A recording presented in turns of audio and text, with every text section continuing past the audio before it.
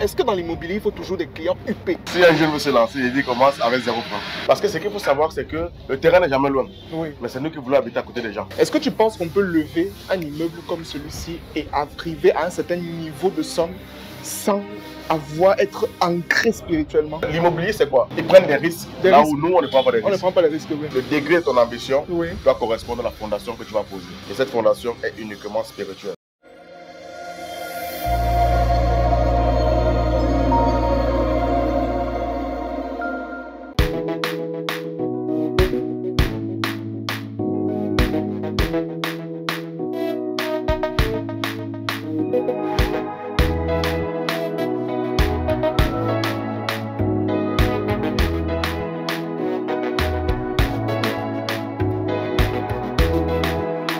Alors actuellement, nous sommes sur le site de M. Madiba. Donc voilà l'immeuble en question. Cet immeuble-là, lui, il est déjà devant. Donc on va juste le suivre pour aller visiter l'immeuble et on va parler d'immobilier. Allez les amis, venez rapidement. Bonjour.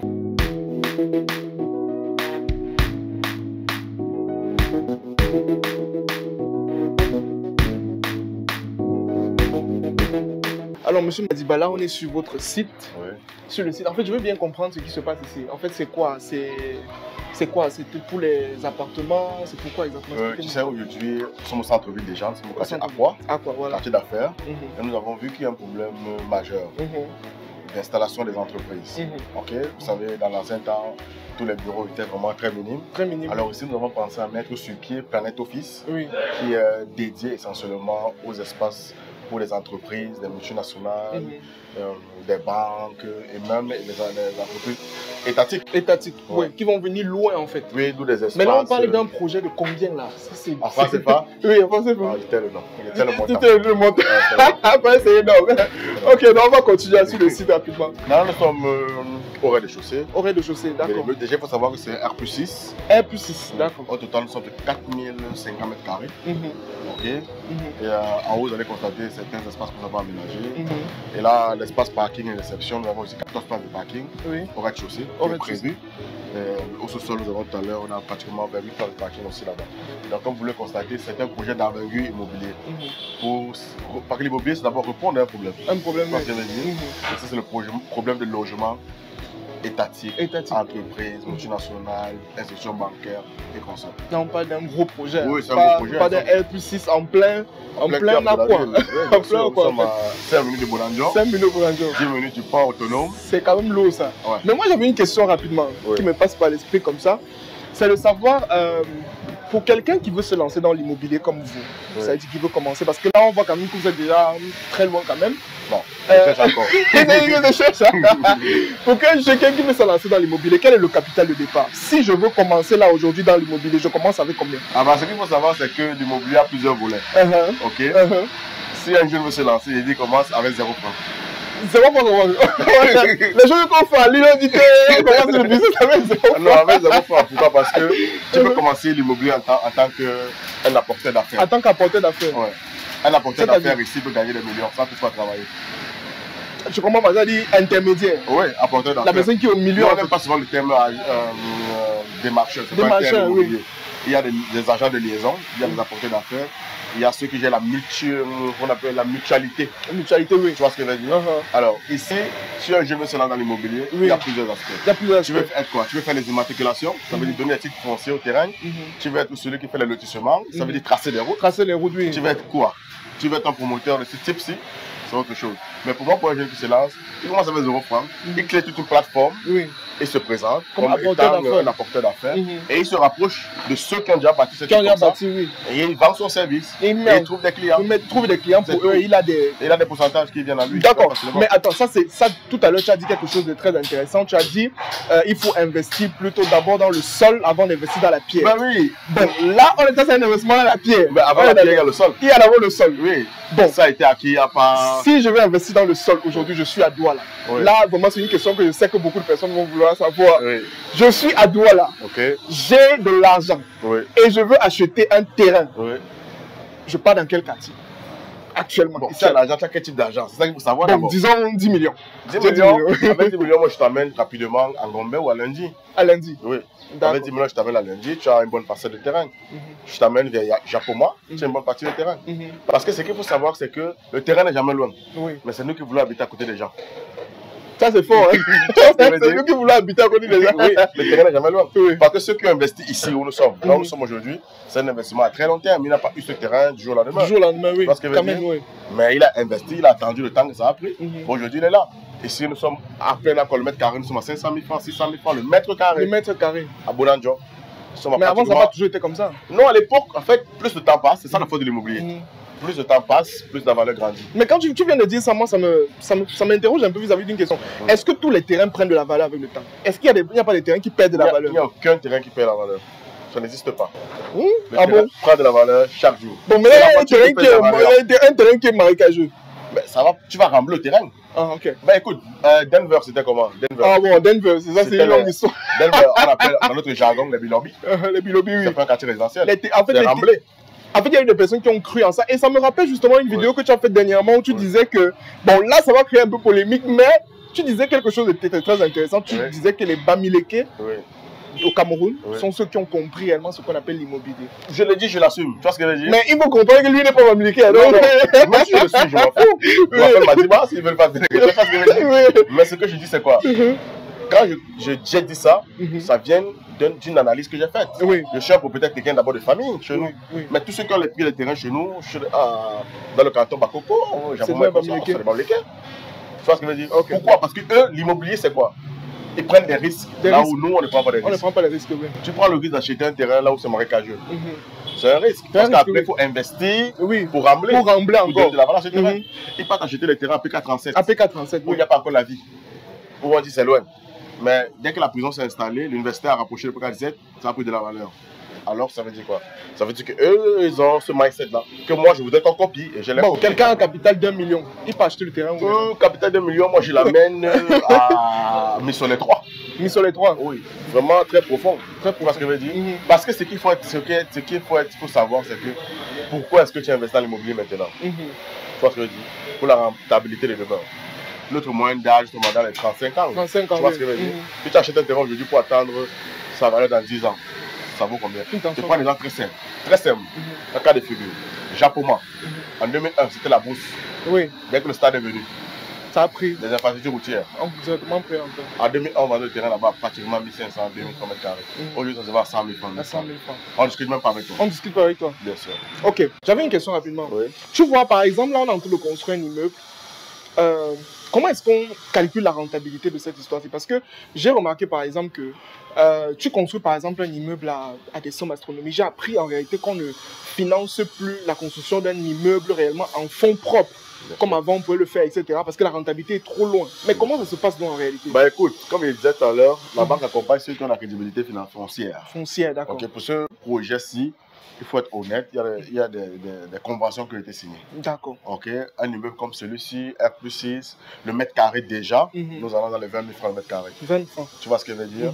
Alors, quand tu fais le calcul seulement sur un an, si tous les 6 paliers sont pris, tu n'amortis pas l'investissement. Tu n'amortis pas l'investissement. Mais c'est un coût de rentabilité où tu peux déjà rembourser l'accompagnement bancaire que tu as eu. Parce que ça dépend du type d'investissement que tu fais. Il y a les investissements, tu peux aller à fond propre, tu as les capacités. Mais ce type d'investissement, très souvent, nous sommes accompagnés par des institutions financières. Les institutions financières, les banques. Ouais. Mais pour ça, il faut avoir de la crédibilité. Donc, vous voulez avoir l'argent de la banque facilement. Là, non. Quand je ne trompe pas. Et là, il a dit quelque chose. Il n'a pas dit crédibilité financière, il a dit crédibilité foncière. Il dit pour les terrains. Bien sûr. Parce que la banque va sur taux, ils ne prennent pas de risques. Oui, non, ils ne prennent pas de risques. Voilà, c'est les entrepreneurs qui prennent pas les risques. Calcule tout. Calcule. C'est que voilà comment ça va devenir. C'est tout. Donc, c'est un peu ça. C'est ça. C'est tout.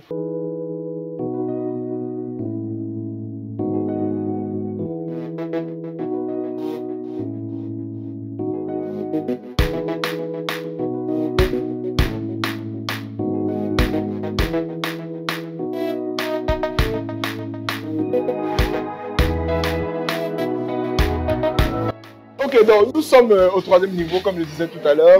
Et j'aimerais comprendre quelque chose. J'ai envie de parler de vous, d'abord. De vous-même, M. Madiba, lui-même.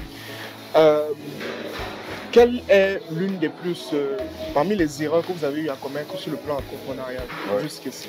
Quelle est l'erreur vraiment qui vous a coûté? La précipitation. La précipitation. Oui, comment ça? Tout faire en même temps. Il faut se calmer. Quand on veut entreprendre, la première des choses, c'est vrai qu'on dit que le monde va à la vitesse de la lumière, mais il faut se calmer, il faut prendre du temps de réflexion, mais pas un temps indéfini. Tu vois ce que je veux dire? La première erreur, c'est que aussi, je ne peux pas dire ça, ce ne sont pas forcément mes erreurs directes, mais c'est le manque de professionnalisme des collaborateurs camerounais. Waouh, ça vise. Oui, je vise mes frères. Parce que lorsque tu entreprends, tu prends un risque en fait. Tu vois ce que je veux dire?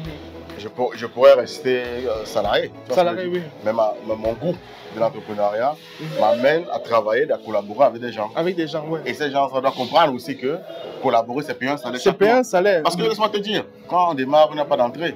Pendant 6 mois, tu fais comment? Tu vas vivre comment en fait? Il faut payer d'abord ces gens-là, ils te regardent. Oui, ils te regardent. Et puis tu sais que moi, je fais essentiellement dans la promotion féminine. Donc mes employés à 95% sont des femmes, des humeurs, des émotions. Des émotions, tout ça. Voilà. Donc il y a ça. Ensuite, les erreurs majeures que j'ai aussi fait, c'est aussi de n'avoir pas pris certaines analyses très au sérieux sur l'écosystème camerounais. Surtout dans l'immobilier, parce que l'immobilier, il faut le dire, c'est un monde de requins. Dans l'immobilier, il n'y a pas de camaraderie, il n'y a pas de fraternité, ça n'existe pas. C'est que tu fais ça, je prends ma part. C'est tout. Donc, on a commencé, nous faisons dans l'immatriculation. Immatriculer, ça veut dire donner naissance à un lieu. Tu vois ce que je veux dire? Sortir des titres fonciers aux terres qui appartiennent à certaines collectivités. Parce que le gouvernement a permis ça. Oui. Puis il y a des financiers qui accompagnent. Ensuite, il y a ce qu'on appelle le lotissement. Ça veut dire tracer des routes, faire ci, nous faisons ça avec des engins. Un seul engin par jour, c'est à 200 000 francs. Par jour. Le lotissement peut faire 3 mois, 4 mois, 5 mois, selon ce qu'on rencontre sur le terrain. Il y a ce qu'on appelle l'achat de terrain, parce que nous achetons ces terrains, nous revendons. Tu vois ce que je veux dire? Et nous faisons aussi l'accompagnement. Tout ça, c'est des choses qui dérivent de l'immobilier et nous faisons ce que tu vois aujourd'hui. Et ce n'est pas venu d'un jour, c'est un projet qui a été travaillé, monté et accompagné par plusieurs personnes. Parce qu'on voit la tête de M. Madiba, non. Tu sais, moi je crois beaucoup à la réussite, au succès, etc. Mais il y a un aspect que j'ai dernièrement découvert, c'est le côté spirituel des choses. Tu vois? Moi, je veux que tu me donnes ton avis sur cet aspect spirituel. Est-ce que tu penses qu'on peut lever un immeuble comme celui-ci et arriver à un certain niveau de somme sans être ancré spirituellement? Déjà, pour ça, moi, je suis un bon Bantou. Bantou, oui. Je suis un fils de l'eau. Ok. Du peuple Sawa, précisément Bakoko. Bakoko, oui. Ok. Alors, la spiritualité en elle-même est indispensable dans la vie de l'homme en général. En général, oui. Tu vois ce que je veux dire? Là, nous sommes sur 1+6. Oui. C'est très beau là, c'est haut. Mais qu'est-ce qui soutient ça? C'est la fondation. Est-ce qu'on voit la fondation? On ne voit pas la fondation. Est-ce que tu as vu la fondation que vous avez? Invisible. Alors, c'est comme ça que ça doit être la vie d'un homme. Le degré de ton ambition doit correspondre à la fondation que tu vas poser. Et cette fondation est uniquement spirituelle. Si tu es chrétien, applique-toi dans ta spiritualité chrétienne. Si tu es musulman, applique-toi dans ta spiritualité. Si tu es comme nous, les Bantous qui croient aux ancêtres, à nos divinités, applique-toi là-dedans. Tu comprends ce que c'est. Mais c'est quoi réussir pour toi? La réussite, c'est de rendre un maximum de personnes heureux autour de moi. C'est ça l'idée. Parce que quand je démarre l'entrepreneuriat, j'embauche 5 personnes directes. Waouh! Direct, le premier jour que j'ai ouvert mes bureaux, j'avais 5 personnes directes. Avec un salaire quand même assez sérieux. Parce que moi, le bonheur, la réussite, les biens immobiliers, c'est bien. Je ne dis pas que c'est mauvais, c'est très bien. C'est pour ça que je suis là. Pour qu'après, quand les positions des entreprises, je gagne un peu d'argent. Pour me faire plaisir. Tu vois ce que je veux dire? Mais la réussite d'un homme, en général, je le dis, et je le redirai il y a 25 ans plus tard, je vais tout attendre le langage, c'est de rendre autour de moi un maximum de personnes qui auront les moyens pour utiliser mon âme. Waouh, ça c'est fort ça. Mais maintenant, à partir de l'immobilier que vous êtes en train de faire aujourd'hui, on a presque terminé. À partir de l'immobilier que vous êtes en train de faire aujourd'hui, oui, ça donne de l'argent, ça vous donne de l'argent, mais j'ai d'abord une question m'est venue rapidement. Quelle est la plus grosse somme que vous avez gagnée dans c'est-à-dire dans une transaction? Dans une transaction? Oui. De la première transaction que j'ai faite, la première belle transaction. Oui, belle transaction. Que j'ai faite, je suis revenu directement de là. J'étais chez le notaire, j'ai commencé à trembler parce que je ne croyais pas. J'ai 42 millions. 42 millions? C'est une transaction. Waouh! Fort! Ça, l'intermédiaire était le seul. Le seul, oui. Des deux parties. J'ai vu l'argent, je me regardais. Je regardais l'argent, je me regardais. Et puis je demandais, est-ce que c'est pour moi? C'est pour toi. Je regarde les papiers qu'on a signé, oui, c'est mon nom. Donc, c'est l'une des sommes que j'ai eues. 42 millions. Oui, 42 D'accord, millions. ok. L'une des sommes. Maintenant, à partir de cet argent, comment est-ce que vous vous déployez ailleurs? Est-ce que vous avez d'autres projets dans lesquels vous êtes en train d'investir? Oui, actuellement, comme tu as constaté, dans le groupe, il y a une entreprise de livraison que j'ai mis sur pied pour diversifier mes revenus. Parce que moi, je pense que la prospérité, ça va au moins 25 sur le revenu. C'est ça qu'on pense. Oui. Ouais. Donc là, nous sommes qu'à 4, c'est petit, donc il faut que je continue. Je diversifie mes activités aujourd'hui dans l'élevage. J'ai lancé un petit projet. On va y aller avec le temps. Avec le temps, oui, on ira. De poulailler, de porc, de lapin, et puis de pisciculture aussi. On essaye ça. Et puis, moi, mon dada, c'est l'immobilier. Parce que même où j'ai mis les poissons, c'est mon terrain. C'est le terrain. Et toujours. Et ça n'arrive pas de la valeur. Toujours réfléchir de cette manière et tout. Parce qu'après, si les poulets meurent, tout ça meurt. Le terrain est là. Ça prend la valeur. Ça prend la valeur. Ok, comment M. Madiba se voit dans les 10 prochaines années? Non, ok. Dans les 10 prochaines années, je me vois comme étant la référence dans l'immobilier au Cameroun. Je voudrais en fait que nos Camerounais, d'ici et d'ailleurs, de la diaspora, qui aujourd'hui ont la crainte en fait de vouloir acquérir des biens immobiliers au Cameroun en particulier, puissent savoir que désormais et dorénavant, ils peuvent avoir un accompagnement sur mesure. Sur mesure. Parce que et c'est où Madiba Group se positionne. Moi, je voudrais, dans les 10 prochaines années, comme d'ailleurs aujourd'hui, la plupart de mes clients, c'est les Camerounais qui sont à Dubaï, qui sont en France, qui sont en Belgique, aux États-Unis, au Canada, qui me disent, Monsieur Madiba, on a besoin d'avoir 1000 mètres carrés, mais j'ai peur. Mais moi, le Camerounais, j'ai dit non. Garde ton argent, je fais mes investigations. Et après, je te reviens. Après, je te reviens. Ouais. Et si je me rassure que le bien est sans souci, moi, je peux faire positionner mon client. Donc, pour moi, l'immobilier, c'est le dada. Je veux dans 10 ans qu'on m'appelle le pape de l'immobilier au Cameroun. Le pape. Voilà, je vais rapidement donner. Est-ce que voilà, au Cameroun, voilà, est-ce qu'il y a des entrepreneurs qui ont investi dans l'immobilier qui t'ont beaucoup inspiré? Si oui, qui? Que me citer les noms, moi, comment citer? Comment ça? Non, vas-y, c'est normal. Il faut que tu dises. Qui, par exemple? Le propriétaire de la grosse boîte Projet Cam. Oui, tu gagnes, oui. Et il y a la famille Kadji. La famille Kadji, oui. Qui ont des biens immobiliers extraordinaires. Oui. Et il y a Sopo Priso. Voilà. Qui le Douala Bami. On appelle le Douala Bami. Qui est un patron dans l'immobilier aussi. Oui. Et il y a... Il y a plein de personnes, il y a Moncam, et il y a M. Abel Amoumbeb, qui a une grosse SCI aussi, qui est d'ailleurs une de mes références dans l'immobilier, parce qu'il a quitté de zéro, comme bien dit zéro tout à l'heure, pour arriver au sommet. Donc il y a des noms comme ça qui me reviennent. Oui, pourquoi est-ce que la majorité de ces personnes sont des Bamileke? Moi je ne comprends pas. Bah écoute, dans chaque pays, ok, il y a chaque communauté, et chaque communauté a sa force. Moi de mon analyse directe, cette communauté-là, c'est une communauté qui a le plus le goût du risque que toutes les autres communautés. Ça, il faut le dire. Ils sont résilients, ils sont entreprenants, ils sont décisifs. Lorsque, moi, dans le domaine dans lequel je suis, la plupart des aînés que je vois, que je copie d'ailleurs, et qui font bien, ce sont les aînés de l'Ouest. Moi, je dis, quand je vois ce que certains aînés font en termes d'immobilier, où nous sommes d'ailleurs, on va encore dire que Madiba parle, celui qui est la tête, le membre principal. C'est un homme de l'Ouest, je vais taire le nom. Parce que je veux dire, voilà, si eux ils nous font confiance en nous, les hommes sawa, parce que j'ai de l'adrénaline. Tu es resté à côté. Oui, bien sûr. C'est ça, donc je vais faire bien rapidement, tu vas regarder la caméra simplement et tu vas donner un conseil rapidement à tous ceux qui nous suivent, à tous ceux qui veulent se lancer dans l'immobilier, qui veulent commencer, qui veulent arriver à un certain niveau. Parce qu'il faut dire quelque chose, c'est que là où il est, c'est pas petit. Voilà, il est juste humble. C'est tout. C'est pas petit. Donc, avec les impôts. Donc, il va donner rapidement un conseil à tous ces jeunes-là qui nous regardent. Écoutez, pour tous les jeunes qui voudraient se lancer, qui voudront se lancer dans l'immobilier, la première des choses à faire, c'est de vous constituer de façon correcte, être juridiquement correct, pour qu'on puisse vous donner de la crédibilité et vous former et chercher à avoir des bonnes informations. Et n'hésitez pas d'oser. On commence dans l'immobilier avec 0 francs et on peut se retrouver avec des centaines de millions. C'est possible parce que je suis l'exemple parfait. Ma première transaction, comme je te l'ai dit, je n'avais même pas de bureau. Tu vois ce que je veux dire? Je n'avais pas de bureau, mais je suis arrivé à faire un chiffre d'affaires extraordinaire, un bénéfice, je veux dire, extraordinaire. Donc il faut oser il faut être sérieux, il ne faut pas jouer à sa crédibilité. Parce que l'immobilier, c'est la réputation. Ouais. Tu vois ce que je veux dire? Donc, si ta réputation est entachée par une transaction que tu as mal faite, ça va t'entacher le parcours. Directement. Donc, mieux vaut rompre un contrat où tu vas gagner 15 millions et garder ta réputation que de gagner 15 millions et ne plus avoir jamais de contrat. Waouh. Merci. Donc, c'était M. Madiba. Pour toutes les personnes qui veulent être accompagnées dans le plan de l'immobilier et à son entreprise, M. Madiba Group, donc je vais mettre le numéro juste en commentaire. Vous allez le contacter rapidement pour tout votre accompagnement dans le sens de l'immobilier de manière conséquente. Et c'était votre émission, La Vitrine aux Chers, qui a pour but de mettre en avant les entrepreneurs. À qui le prochain? Aujourd'hui, c'était M. Madiba.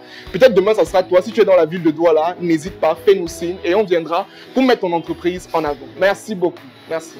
Merci.